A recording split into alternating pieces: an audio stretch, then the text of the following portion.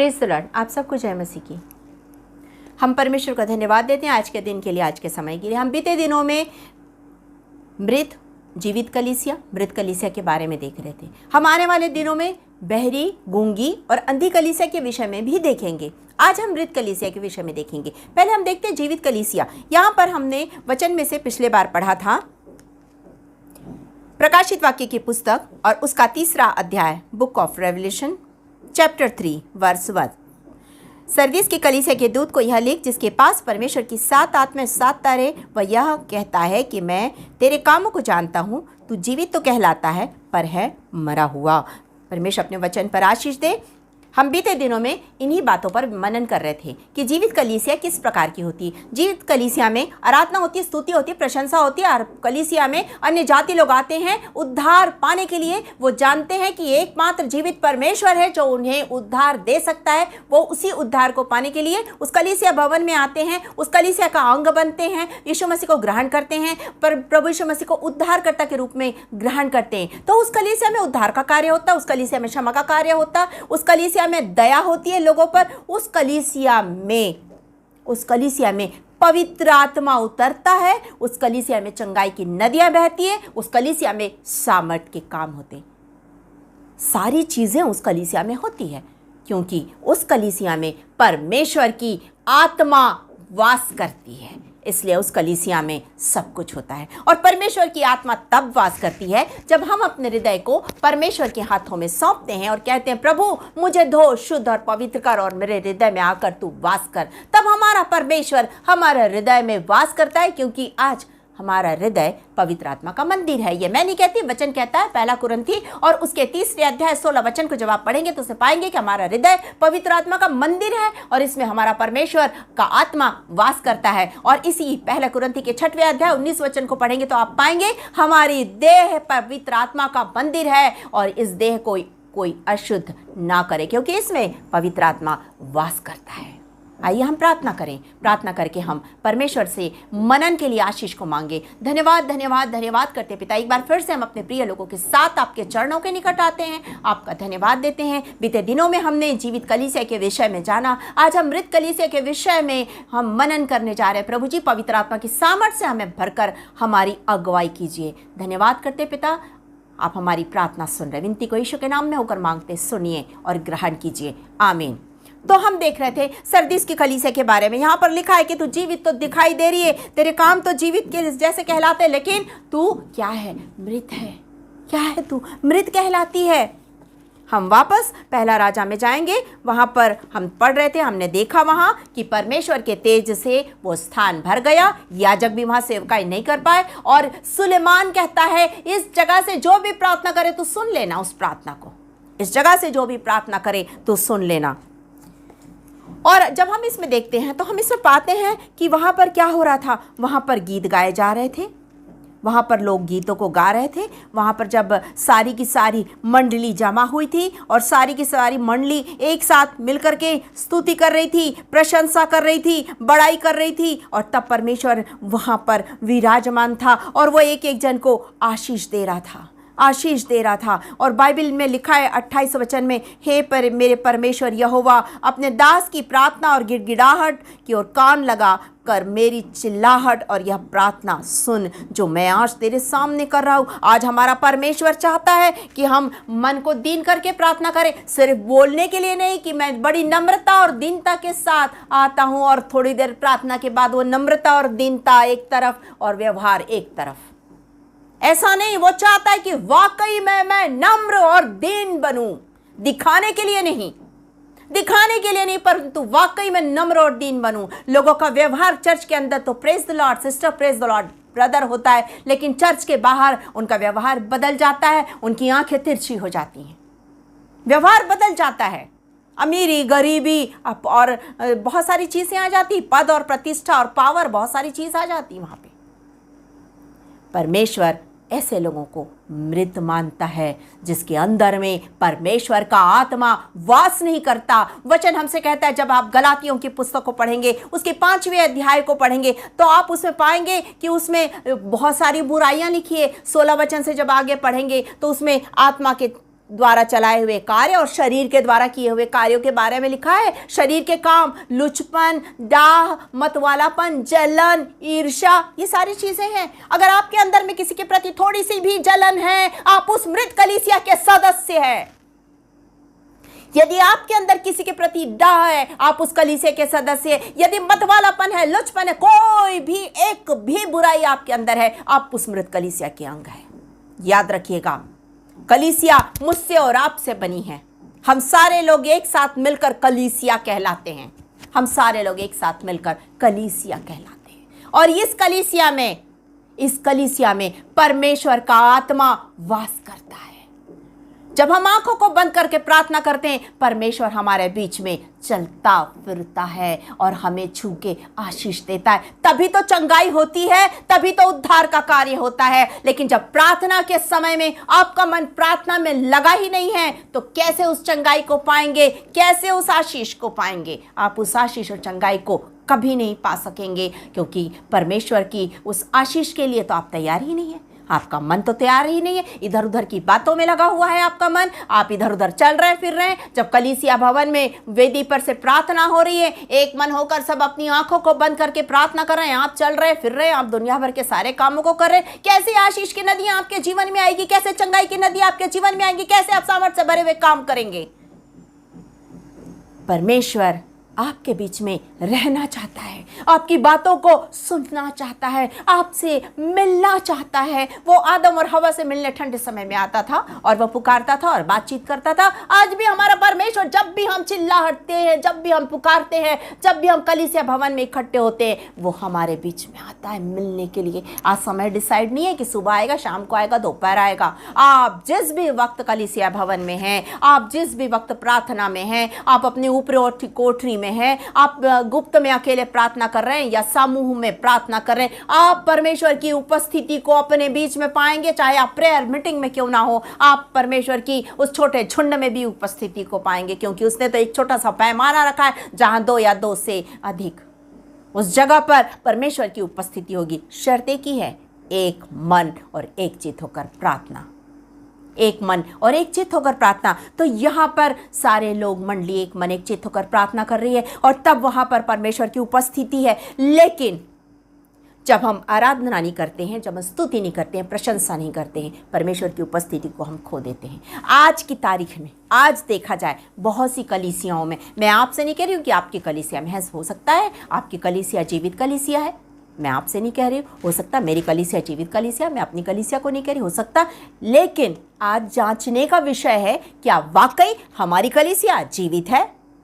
जांचने का विषय है आज। क्योंकि आज की तारीख में जब हम कहते हैं कि आराधना, स्तुति और प्रशंसा होती है, यहाँ पर उसका तेज, यहोवा का तेज जब भवन में भर जाता है, तो वहाँ धन्यवाद, स्तुति, प्रशंसा और यहोवा का आत्मा वास करता है, चंगाई होती है। लेकिन आज पश्चाताप का स्थान प्रतिष्ठा ने ले लिया है। आज कलीसिया भवन में पश्चाताप का स्थान प्रतिष्ठा ने ले लिया है। आज लोग पश्चातापी मन के साथ नहीं आते, लेकिन आज प्रतिष्ठित लोगों को ऊंचा उठाया जाता है, प्रतिष्ठित लोगों को आगे बुलाया जाता है, उन्हें ऊंचा उठाया जाता है, उनकी प्रशंसा की जाती है। जहां पर परमेश्वर को महिमा मिलना चाहिए, जहां परमेश्वर के लिए हमें बोलना है राजाधिराज परमेश्वर, वहां हम कहते आदरणीय फलाना भाई, आदरणीय फलाना बहन। आदरणीय परमेश्वर के सामने कोई मनुष्य हो ही नहीं सकता है, सिर्फ परमेश्वर है। उसके सामने हम सब कुछ नहीं है, हम कुछ भी नहीं है। हमें किसी को आदर नहीं, सिर्फ परमेश्वर को आदर देना है। हमें सिर्फ परमेश्वर को आदर देना है। आज हम बड़े आराम के साथ बैठ जाते हैं, बाइबल को अपने पैरों में रखते हैं, अपने गोद में रखते हैं। ये परमेश्वर का जीवित वचन है जो हमसे बातचीत करता है। और बाइबल हमसे कहती है, यूहन्ना रचित सुसमाचार के जब आप पहले अध्याय के पहले वचन से पढ़ेंगे तो क्या हुआ? वचन देहधारी हुआ। ये वचन ने देह धारण किया। इस वचन को आप कैसे अपमानित कर सकते हैं? कैसे आप अपने गोद में रख सकते हैं? कैसे आप अपने पैरों में रख के उसको हिला सकते हैं? ये वो वचन है जिसके नीचे हमें आदर के साथ हाथ रखना है, इसके नीचे हमें हाथ रखना है। ये वो जीवित कलाम है। जीवित कलीसिया में परमेश्वर के वचन का आदर होता है, प्रतिष्ठा परमेश्वर को मिलती है, मनुष्य को नहीं। पश्चाताप ही लोगों के हृदय को परमेश्वर ग्रहण करता है। आज पश्चाताप का स्थान प्रतिष्ठा ने ले लिया है। इसीलिए आराधना स्तुति के समय में लोग दिखावा करने खड़े हो जाते हैं, लोग दिखावा करने के लिए खड़े हो जाते हैं, जबकि हम इसमें पाते हैं कि यहोवा का तेज यहोवा के भवन में भर गया था। तो जब आप कलीसिया भवन में गए तो यहोवा का तेज वहाँ पर भरा हुआ है, लेकिन जब आपने पश्चाताप के स्थान पर प्रतिष्ठा को बढ़ावा दिया तो यहोवा का तेज वहाँ से उड़ गया। जब आपने उस परमेश्वर की स्तुति, प्रशंसा और बड़ाई के बदले प्रदर्शन को स्थान दे दिया। पहली चीज प्रतिष्ठा, जिसने पश्चाताप का स्थान लिया। दूसरी चीज प्रदर्शन, जिसने प्रशंसा, बड़ाई, स्तुति, आराधना का स्थान ले लिया। वहां प्रदर्शन होता है, हम बहुत अच्छे गायक हैं, हम बहुत अच्छा बजाते हैं, हम बहुत अच्छी आराधना करते हैं। शैतान भी वही करता था, वही करता था। वो बहुत खूबसूरत था, बहुत आराधना करता था, उसके पास बाजे थे, जो अपने पंखों को हिलाता था, बाजे बजते थे, उसके अंदर घमंड आ गया। याद रखिएगा, आराधना स्तुति दिल से कीजिए, वस्त्रों से नहीं, आवाज से नहीं, दिल से कीजिए। वो दिल की आवाज को सुनता है। आपकी आवाज सुरीली है या नहीं, आप सुर में गा रहे हैं या नहीं, इसको नहीं देखता। वो दिल से निकली आवाज को सुनता है, वो दिल से निकली आवाज को सुनता है। वो आपके वस्त्रों की ओर ध्यान नहीं देता, वो इस बात पर ध्यान देता है कि मेरी बेटी ने अपने मन को मेरे लिए फाड़ा है। वो इस बात को ध्यान देता है। वो जीवित कलीसिया में पश्चाताप होता है, जीवित कलीसिया में आशीष होती है, जीवित कलीसिया में चंगाई की नदियां बहती है, जीवित कलीसिया में उद्धार का कार्य होता है। लेकिन मृत कलीसिया में ये सब कुछ नहीं होता है। वहां पर लोगों की बड़ाई होती है, उनको ऊंचे स्थान दिए जाते हैं। बाइबल हमसे कहती है, मत्ती रचित सुसमाचार हम निकाल लेंगे।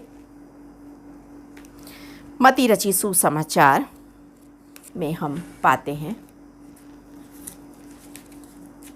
उसका 23वां अध्याय, मैथ्यू चैप्टर 23, उसके फर्स्ट वर्स से पढ़ूंगी। इस तरह लिखा है, तब यीशु ने भीड़ से और अपने चेलों से कहा, शास्त्री और फरीसी मूसा की गद्दी पर बैठे हैं, इसलिए वे तुमसे जो कुछ कहे वह करना, परंतु उनके से काम मत करना, क्योंकि वे कहते तो हैं पर करते नहीं। ठीक है, इसमें आगे लिखा है पांचवें वचन में, वे अपने सब काम लोगों को दिखाने के लिए करते हैं। वे अपने ताबीज़ों को चौड़ा करते, अपने वस्त्रों की कोरे बढ़ाते, भोज में मुख्य स्थान और सभा में मुख्य आसन, बाजारों में नमस्कार और मनुष्यों में रब्बी कहलाना उन्हें भाता है। अब ये मत कहिएगा आप कि ये तो याजकों फरीसी के लिए लिखा है। आप जब इस बात को कहते हैं कि पहला पत्रस उसके 2 अध्याय के 9 वचन को कि तुम याजकों का समाज हो, इसका मतलब ये कि आप भी याजक हैं, मैं भी याजक हूं, सब याजक हैं, हम याजकों का समाज है। तो हमें सोच समझ के काम करना है। मुख्य स्थान नहीं, परंतु परमेश्वर के चरणों के पास का स्थान देखना है, उसके पास नम्र और दीन होके जाना है, अन्यथा हम मृत कलीसिया के सदस्य बन जाएंगे। मृत कलीसिया में प्रदर्शन होता है, दिखावा होता है, दिखाने के लिए सब कुछ होता है। कलीसिया बड़ी सुंदर दिखती है, बड़ा सा भवन है, बड़ी सी कलीसिया है, बहुत सारे मेंबर्स हैं, बहुत लोग हैं हमारी कलीसिया में, बहुत लोग हैं, हम इस बात को लेकर खुश होते हैं। लेकिन क्या वो बहुत लोग जीवित कलीसिया के अंग है या मृत कलीसिया के अंग है? आपके कलीसिया में एक्टिविटीज बहुत सारी होती हैं, दुनिया भर के सेमिनार्स होते हैं, दुनिया भर के कार्यक्रम होते हैं, सब कुछ होता है, लेकिन क्या परमेश्वर की उपस्थिति होती है वहां? यदि नहीं है तो वो मृत कलीसिया है। मृत कलीसिया में कुछ भी नहीं होता है, कुछ भी नहीं होता। क्यों? क्योंकि जो भी कुछ होता है वो आपको अपने लिए, आप अपने लिए करते हैं, अपने दिखावे के लिए करते हैं, परमेश्वर के लिए नहीं करते। इसलिए जो भी कुछ करते हैं वो वहां पर शून्य है, कोई मायने नहीं रखता। परमेश्वर को आपके इन चीजों से कोई मतलब नहीं कि आप कितने सेमिनार कर रहे हैं और क्या कर रहे हैं और क्या नहीं कर रहे हैं। परमेश्वर को आपके इस बात से मतलब है कि कितना फल आप उसके राज्य के लिए लेकर आए हैं। आप बोलते हैं आप चुने हुए लोग हैं, तो आप चुने हुए लोग कितना फल उसके राज्य के लिए लेकर आए हैं। वचन हमसे कहता है, जब आप यूहन्ना रचित सुसमाचार जॉन चैप्टर 15 और वर्स 16 को पढ़ेंगे, 16 वचन को पढ़ेंगे, तो आप उसमें पाएंगे, तुमने मुझे नहीं चुना परंतु मैंने तुम्हें चुना है कि तुम क्या करो, फल लेकर आओ। तो क्या आपकी कलीसिया कलीसिया में फल आते हैं, यदि आपके कलीसिया में फल है तो आपकी कलीसिया जीवित है, और यदि आपके कलीसिया में फल नहीं है तो आपकी कलीसिया मृत कलीसिया है। यह मत समझिए कि हमारी कलीसिया में बहुत सारा बपतिस्मा होता है। कैसे बपतिस्मा होता है? मेरे बच्चे, बच्चों के बच्चे, बच्चों के बच्चे, ये वो वंश। बस क्या अन्य जाति आपके कलीसिया भवन में आकर यीशु मसीह को उद्धारकर्ता ग्रहण करते नहीं करते हैं? तो आपकी कलीसिया आज भी मरी हुई है, क्योंकि जीवित कलीसिया में अन्य जाति धारा के समान आते हैं। मैं नहीं कहती, वचन कहता है अंत के दिनों में ऐसा होगा कि लोग धारा के समान यहोवा के भवन में आएंगे। क्या आपके कलीसिया भवन में लोग धारा के समान आते हैं?